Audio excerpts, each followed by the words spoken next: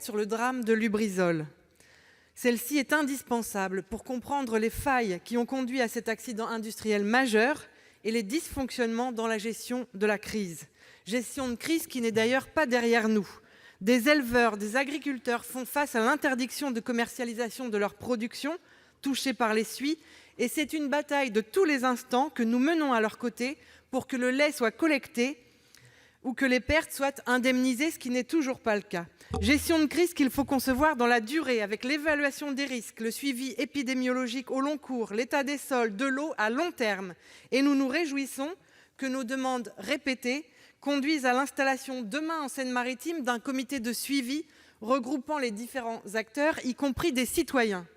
Par la voix de la présidente de notre groupe, nous en avons appelé à la transparence dans cet hémicycle dès le lendemain de l'incendie, et cela malheureusement dans l'indifférence totale de la ministre présente.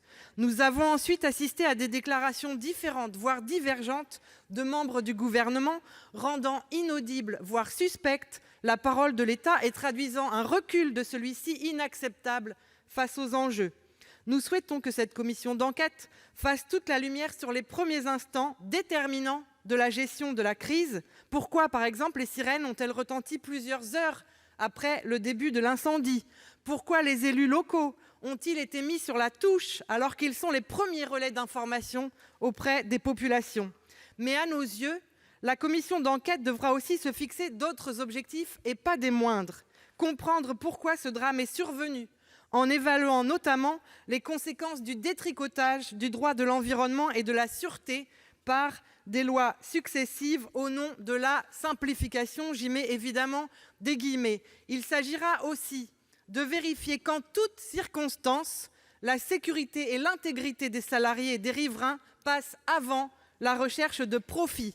Enfin, améliorer encore les plans de prévention des risques technologiques en donnant à l'ensemble des acteurs, représentants des salariés, élus locaux, services de l'État, les outils nécessaires pour prévenir et protéger dans ce type d'accident. Je vous remercie. Merci. La parole est à Monsieur Marie. Merci, Monsieur le Président. Comme mes collègues de Seine-Maritime, je me réjouis de cette résolution et de la possibilité d'engagement de cette commission d'enquête.